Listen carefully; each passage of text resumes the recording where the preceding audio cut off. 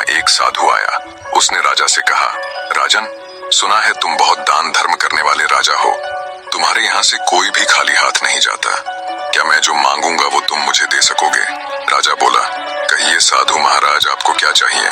साधु ने कहा, या तो 12 वर्ष के लिए अपना राजपाट दे दो या अपना धर्म दे दो। साधु की बात सुनकर पहले तो राजा चिंता में पड़ गया, फिर सोच विचार कर उसने कहा, महाराज, मैंने राजपाट सब आपको दिया, संभालिए इस राजपाट को। इतना कहकर राजा वहां से बिना कुछ लिए सब कुछ छोड़ छाड़ बिल्कुल अकेला चल पड़ा।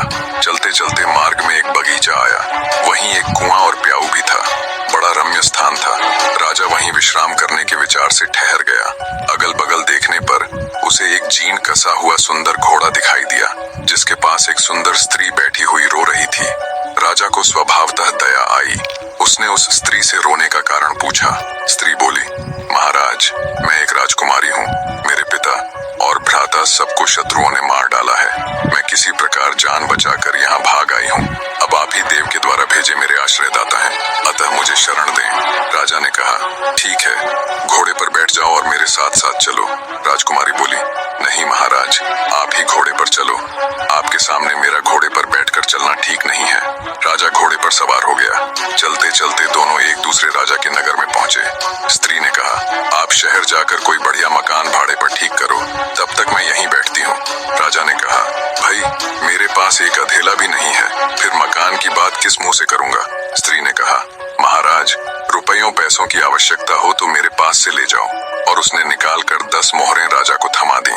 राजा भी मकान ठीक कराया और राजकुमारी को लेकर उसी मकान में गया और उन्हें वहां छोड़कर बाहर से घोड़े और उस स्त्री के लिए भोजन सामग्री ले आया। राजकुमारी ने भोजन तैयार किया और राजा से भोजन करने को कहा। राजा ने कहा, अरे, आप भी तो भोजन करो। उसने कहा, नहीं महाराज, पहले आप भोजन कर लें, आपके बाद मैं खा लूंगी। राजा ने भोजन किया, स्त्री ने भी किया। दूसरे दिन उस स्त्री ने कहा, राजन, आपको अधिक कष्ट होता है काम करने में, क्यों ना एक नौकर रख लो? राजा बोला, भाई, मेरे पास तो एक अधेला भी नहीं है और तुम मुझसे राजाओं की सी बात कर रही हो। स्त्री ने कहा, राजन, आप असमंजस में ना पड़िए। मैं औरत जात न हुई होती तो स्वयं इन कामों को कर लाती। आपको कहने भी नहीं जाती। रुपये पैसों की आपको जब भी आवश्यकता पड़े, आप हमसे निसंकोच मांग लिया कीजिए। राजा गया और एक नौकर ले आया। कुछ दिनों के बाद उस स्त्री ने कहा, राजन, मन बहलाने के लिए कभी कभी यहाँ के राजा की कचहरी में चले जाया करो और वहाँ की कुछ बातें सुन लिया करो। अब राजा रोज कचहरी जाने लगा। उस नगर का राजा यह समझकर कि यह मेरे मंत्रियों में से किसी का संबंधी होगा, उससे कुछ न पूछता। इधर मंत्री लोग उसकी आकृति राजा के समान देखकर राज संबंधी जानकर कुछ न बोलते। कुछ दिन यूं ही बीत गए। एक दिन राजा और मंत्री वर्ग ने आपस में आखिर उस राजा के संबंध में बातचीत की। वह किसी का कोई संबंधी तो था ही नहीं। उनको बड़ा कौतूहल हुआ। दूसरे दिन राजा ने उससे परिचय मांगा। उसने अपनी सारी बात बता दी। उसकी धर्मप्रियता देख राजा ने उसका बड़ा स्वागत किया और अपना मुकुट उसके सिर पर रख उसकी पगड़ी अपने सिर पर रख ली, अपने सिंहासन पर बैठाया और मित्रता की प्रतिज्ञा की। दूसरे दिन उसे फिर कचहरी में आने का निमंत्रण दिया। राजा ने सारी घटना उस स्त्री से कह सुनाई। उसने कहा, ठीक है, आप भी राजा को सारे परिकर, परिषद तथा नगर को भी न्योता दे आइए।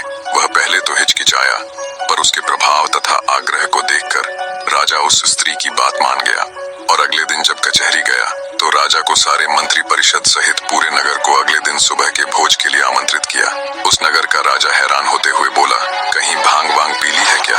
भोज और वो भी पूरे नगर सहित, कहाँ से करोगे उसका इंतजाम?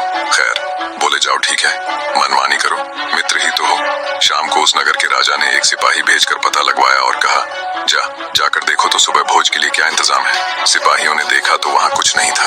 आकर ज्यों का त्यों राजा को बता दिया। राजा ने कहा, भाई, उसने पक्का भांग वांग ही पी रखी होगी। इधर इसको भी चैन न था। उस स्त्री से कहने लगा, भाई, तूने मेरी अच्छी फजीहत कराई है, प्रातः राजा न जाने मुझे क्या कहेगा। स्त्री ने कहा, महाराज, चिंता न करें। यदि आपको धैर्य न हो तो उस बगीचे में देखाएं जहाँ से मुझे लिवा लाए थे। राजा ने घोड़े पर चढ़कर जो देखा तो वहाँ संपूर्ण देव वर्ग ही कार्य में तत्पर था। अनंत दिव्य ऐश्वर्य भरा था। उसके आश्चर्य का ठिकाना न रहा। प्रातः काल राजा सहित संपूर्ण नगर को भोजन कराया। इस आश्चर्य को देखकर सभी लोग आश्चर्य में डूब गए। नगर के राजा ने भी सारी व्यवस्था और भोजन के लिए उसकी भूरी भूरी प्रशंसा की। भोजनोपरांत सारा देव वर्ग अंतर्ध्यान हो गया। अब उस स्त्री ने कहा, राजन, तुमने उस साधु को कितने दिनों के लिए राज्य दिया था? जरा कागज तो देखो। राजा ने देखा तो समय पूरा हो चुका था। स्त्री बोली, तो अब आप भी अपने राज्य में जाओ और अपना राजपाट संभालो। राजा ने कहा, देवी, तुम्हें छोड़कर तो मैं एक कदम भी न जाऊंगा। स्त्री बोली, राजन, तुम मुझे क्या समझ रहे हो? मैं तुम्हारी स्त्री नहीं हूँ, मैं तो तुम्हारा धर्म हूँ। जब तुमने मुझे नहीं छोड़ा तो मैंने भी तुम्हें नहीं छोड़ा और तुम्हारी स्त्री बनकर तुम्हारे साथ रही और तुम्हें किसी प्रकार का दुख नहीं होने दिया। पर अब जैसी तुम्हारी इच्छा। निष्कर्ष, धर्म के प्रति निष्ठा ही जीवन की वास्तविक सफलता और सुख का मार्ग है। धर्म का पालन करने वाला व्यक्ति चाहे किसी भी परिस्थिति में हो, वह कभी पराजित नहीं होता। धर्म से व्यक्ति न केवल भौतिक सफलता प्राप्त करता है, बल्कि जीवन की गहराई और सत्य को भी समझता है।